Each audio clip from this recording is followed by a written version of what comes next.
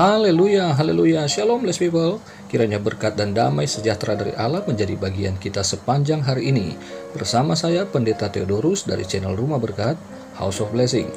Tema kita hari ini adalah tertindas itu baik bagiku. Firman Tuhan terambil dari Mazmur 119 ayat 71. Mari kita baca bersama firman Tuhan. Bahwa aku tertindas itu baik bagiku, supaya aku belajar ketetapanmu. Saudara kasih dalam Tuhan, Mazmur 119 ini tidak dituliskan siapa penulisnya. Namun kita dapat melihat bahwa Mazmur ini khususnya di ayat ke-71 merupakan satu pernyataan di mana ia telah mengalami sesuatu yang namanya tertindas. Saudara, pemazmur berkata bahwa tertindas itu baik bagiku. Nah, menjadi baik bagi si pemazmur karena di sini dia punya tujuan supaya aku belajar ketetapanmu. Saudara yang terkasih dalam Tuhan, tentu ini adalah latar belakangnya. Kenapa sih pemazmur merasa bahwa tertindas itu baik? Kenapa dengan tertindas dia bisa belajar ketetapan Allah? Nah, kita harus mundur ke dalam ayat 67. Dikatakan di sana, sebelum aku tertindas, aku menyimpang. Tetapi sekarang aku berpegang pada janjimu. Oh, ternyata saudara, pemazmur ini pernah melakukan penyimpangan. Itu sebabnya ia kemudian mengalami yang namanya tertindas atau ia mengalami penindasan. Nah, siapa yang menindas dia? Saudara, tentu dalam konteks ini ketika kita belajar bahwa di ayat 67 dikatakan aku menyimpang. Menyimpangnya dari siapa? Ya tentu dari Tuhan maksudnya. Itu berarti tertindasnya pemazmur itu berasal dari Allah. Dengan demikian dapat kita simpulkan bahwa penindasan dari Allah berupa penghukuman. Haleluya. Nah, saudara, dalam berbagai terjemahan yang saya pelajari, kata tertindas itu diterjemahkan sebagai masalah, sebagai penderitaan, dan kebanyakan tertindas. Nah, ini penting karena kalau ditindas berarti kan ada yang memberatkan dirinya. Kan ditindas gitu ya. Yang menindas tentu lebih kuat, lebih berat bobotnya daripada yang ditindas.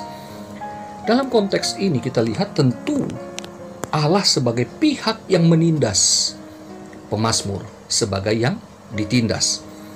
Alasannya jelas bahwa pemazmur telah menyimpang dari Allah sehingga ia ditindas. Dan ketika itulah kita bersyukur bahwa pemazmur mengajar kepada kita bahwa dalam ketertindasan itu justru harus membuat kita sadar bahwa dikatakan sekarang aku berpegang pada janjimu.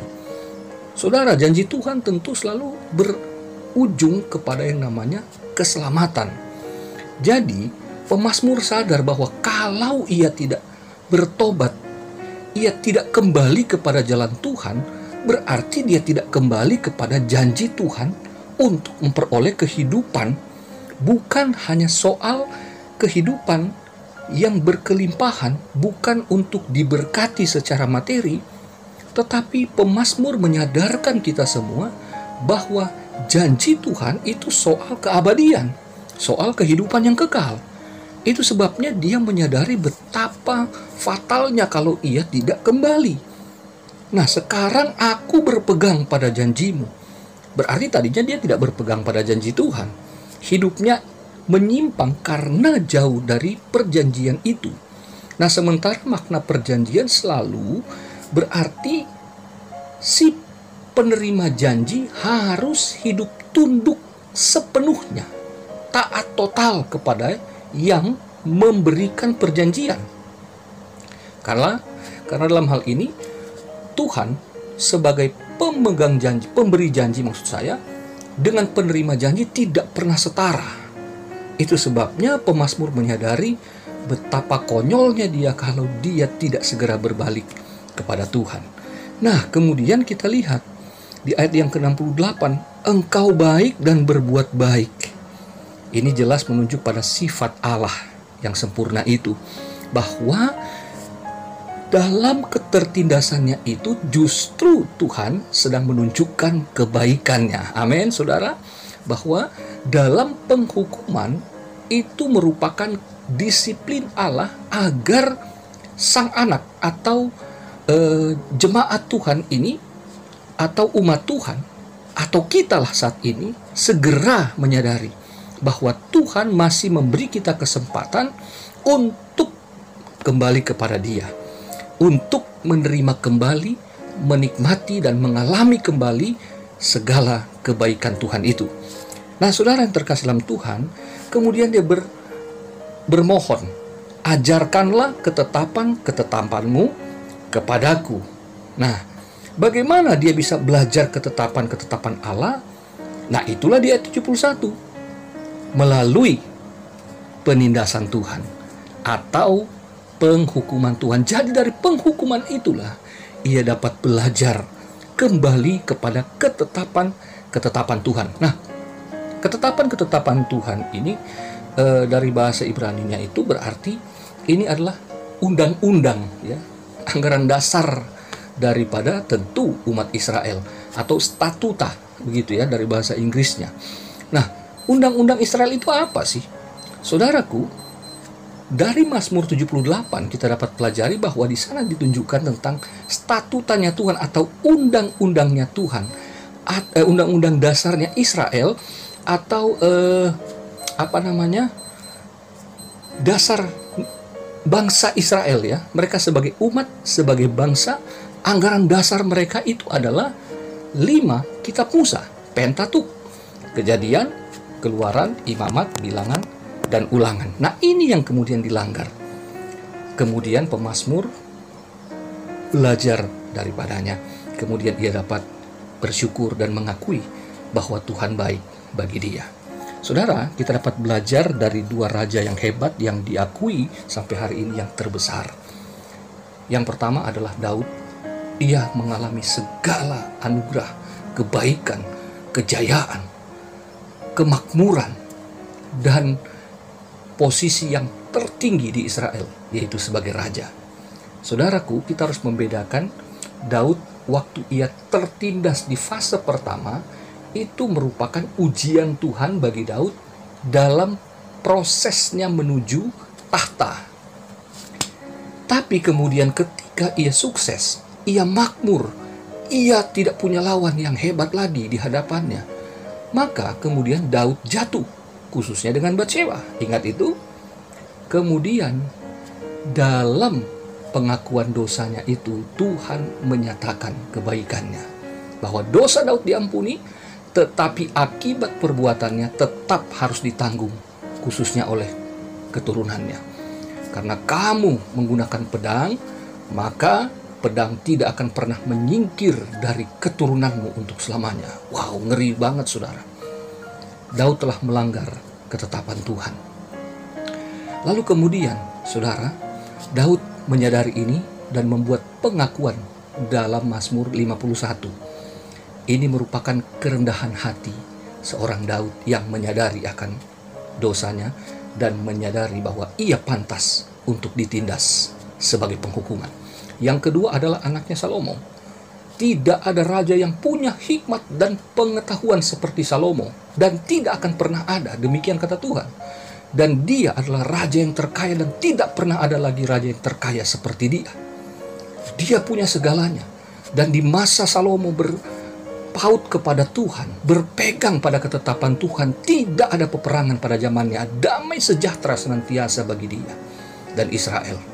Tetapi kemudian akhirnya Salomo jatuh ke dalam penyembahan berhala karena istri-istrinya yang membangun bait-bait penyembahan atau kuil-kuil penyembahan atas persetujuan Salomo. Jadi mungkin Salomo tidak menyembah secara langsung, tetapi ia terlibat di dalam menyetujui pembangunan kuil-kuil penyembahan dewa-dewi berhala itu. Jadi saudara yang terkasih dalam Tuhan, kemudian Tuhan menyatakan bahwa kamu tidak berpegang pada ketetapanku, maka kerajaan ini akan terpecah. Dan itu terjadi saudara.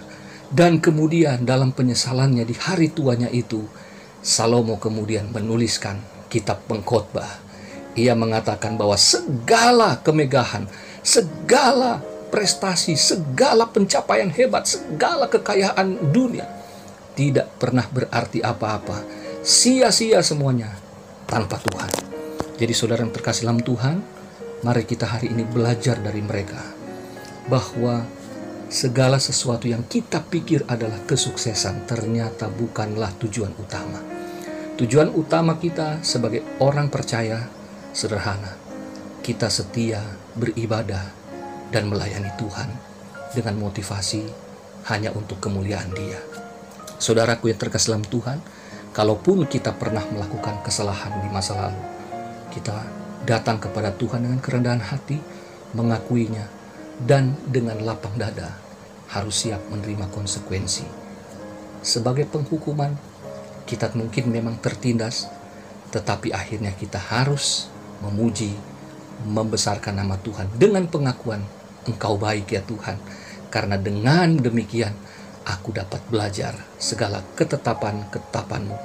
Jadi benarlah firman Tuhan bahwa aku tertindas, itu baik bagiku. Tuhan Yesus memberkati saudara.